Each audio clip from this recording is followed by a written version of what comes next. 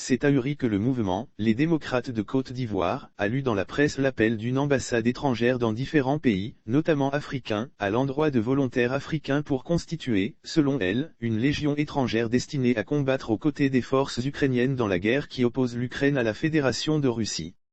Même s'il déplore la situation vécue par le peuple ukrainien attaqué sur son sol en violation du droit international, le mouvement, les démocrates de Côte d'Ivoire, trouve dangereux ces appels à se faire enrôler dans l'armée ukrainienne. Pourquoi le monde est-il si sciemment amnésique? Le monde a-t-il oublié que les actes terroristes qui ont endeuillé l'Europe à partir de 2015 ont été perpétrés par de jeunes Européens ayant combattu en Syrie aux côtés de l'État islamique aussi appelé Daesh? L'intention de départ de ces combattants étrangers était d'aider leurs frères en Syrie.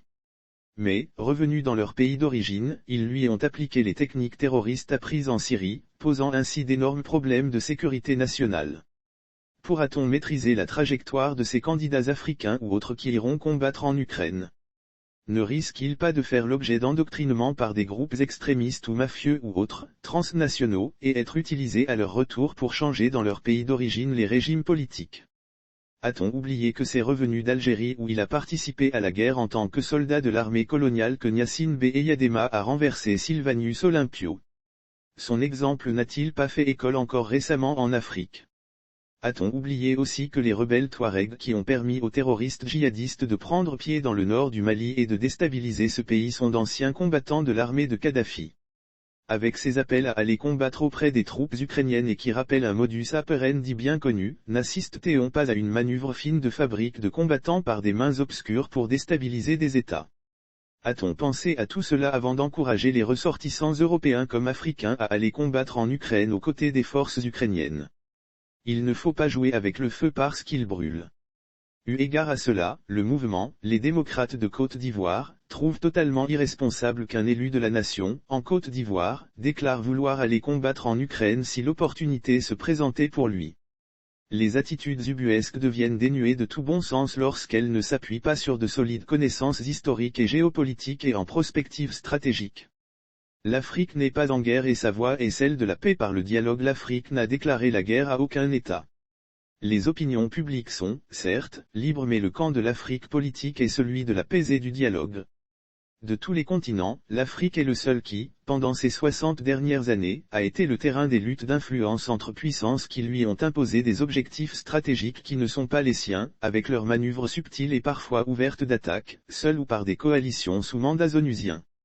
L'Afrique comprend l'Ukraine et le désarroi de son peuple qui aurait demandé une application du paradigme mis en route pour les pays africains et arabes. L'Afrique connaît bien les conséquences malheureuses de la guerre pendant laquelle l'humanité fuit l'humain. On sait quand elle commence mais on ne sait malheureusement jamais quand elle prend fin. La double voie paronymique de l'Afrique est celle de la paix, de la négociation et de la désescalade. Le mouvement, les démocrates de Côte d'Ivoire, est convaincu que la voie de l'entre-deux a peu de chances de porter ses fruits face à des machines de guerre prêtes à en découdre les unes avec les autres, ouvertement et subtilement, et que le monde ne sera prêt à écouter cette voix qu'après un bain de sang qui aura satisfait les appétits voraces des industries de l'armement. Cependant, le mouvement, les démocrates de Côte d'Ivoire, tient à rappeler que, même s'il y a des coupables dans le déclenchement de la crise ukrainienne, la responsabilité de son aggravation est partagée, collective. Pourquoi faire la guerre? Pourquoi encourager ou alimenter la guerre alors qu'il est plus facile de faire la paix en appelant sans ruse ni fourberie mais objectivement les parties en conflit autour de la table pour résoudre leurs contradictions par la négociation sans tabou? La rationalisation de l'émotion est dangereuse pour le monde. Le mouvement, les démocrates de Côte d'Ivoire, déplore la rationalisation de l'émotion qui se déploie sous les yeux du monde. Et pourtant, avec un peu de mémoire, l'on se souviendra que c'est ce qui a conduit à la Deuxième Guerre mondiale.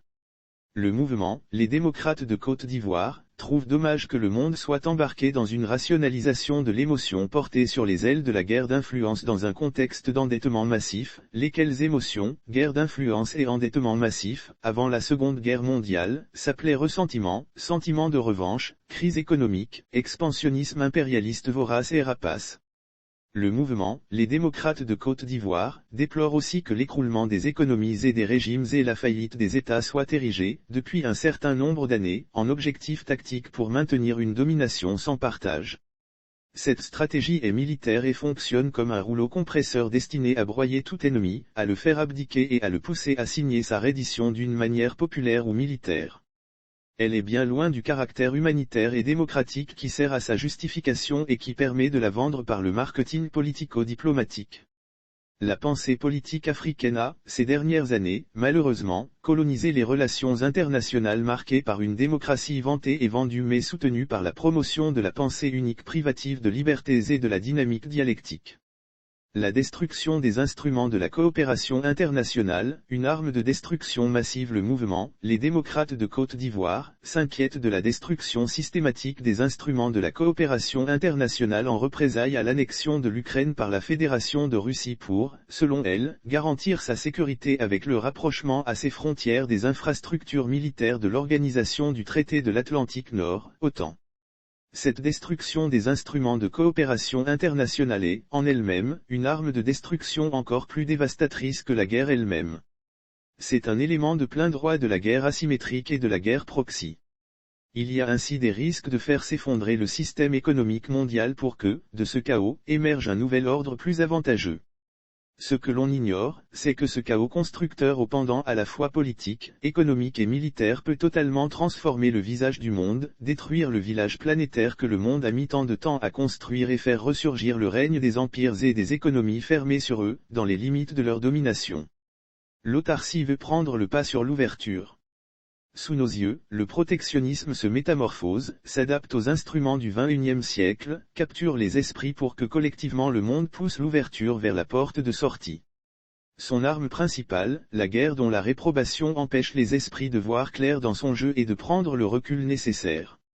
Le monde est tombé dans un gros piège qui lui a été tendu depuis des années et qui semble avoir atteint ses limites avec la crise ukrainienne puisqu'il y a été conduit patiemment et progressivement.